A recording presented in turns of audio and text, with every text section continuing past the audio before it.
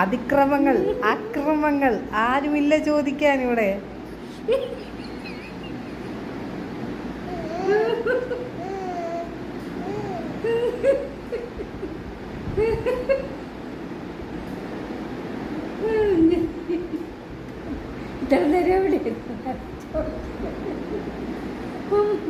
ഞാൻ ചായ കുടിച്ചു പോയി.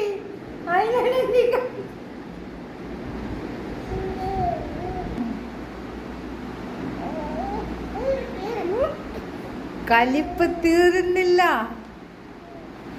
വീണ്ടും വീണ്ടും